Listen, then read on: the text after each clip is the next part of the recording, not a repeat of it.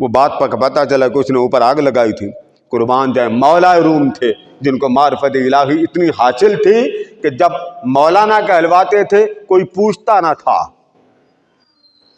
جب مولوی صاحب کہا جاتا تو کوئی پوچھتا نہ تھا. جب شمس تبریز کی قربت کی نگاہ پڑی تو کوئی چھوڑتا نہ تھا. تو کہتے تھے جو سکون، لذت، قربت، حلاوت اس مرد کلندر کی صحبت میں ملتی ہے وہ الگ عبادت کر کے نصیب نہیں ہوتی. کیونکہ جس کو اللہ کی معیت مل جاتی ہے نا اس سے خوشبو ضرور آتی. یہ بات توجہ کی طرف چلی جاتی. تو آپ نے کیا کیا؟ آپ نے فرمایا تم نے کیا کیا؟ اس نے کہا جی میں نے ٹانگ جلائی. قربان جائیے. فرمایا مانگو کیا مانگتے ہو؟ اس نے کہا جی مانگنا اور کیا ہے، بس اپنی نگاہ محبت دے دے، اپنی نگاہ محبت دے دے. آپ نے اس کو اپنے سینے لگایا اور ایک نگاہ سے اس کو رومی ثانی بنا دیا. اسی طرح حضرت خواجہ باقی باللہ رضی اللہ تعالیٰ عنہ، شاہ عبد الحق محدث دہلوی رحمۃ اللہ تعالیٰ علیہ کے شیخ، آپ کا بھی ایک نان بھائی تھا.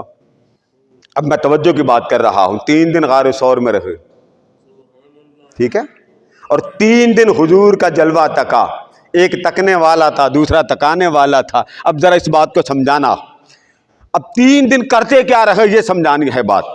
تو حضرت خواجہ باقی باللہ رحمۃ اللہ تعالیٰ علیہ نے مہمان آ گئے. اس نان بھائی نے بھی ایسے ہی کھانا پکایا.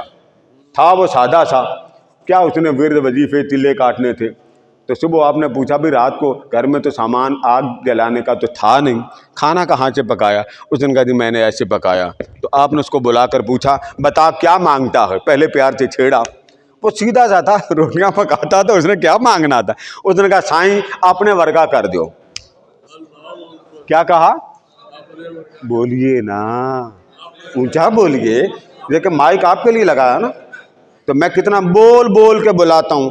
آپ یوٹیوب پہ جائیں نا، آپ کی بولیاں یوٹیوب پہ آتی ہیں.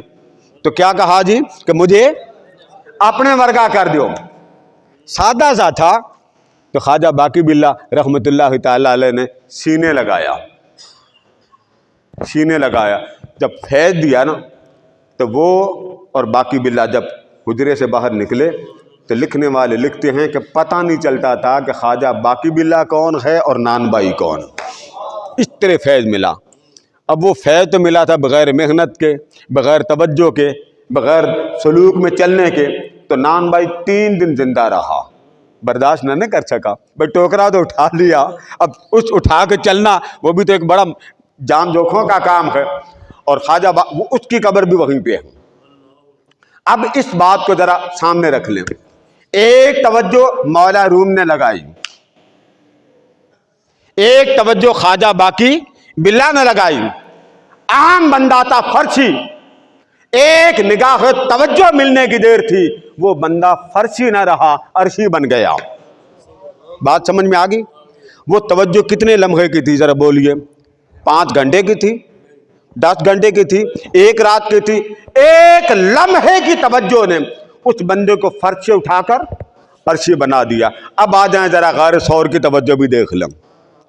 غار ثور میں توجہ لینے والا ابو بکر صدیق ہے اور توجہ دینے والا آمنہ کا لال ہے.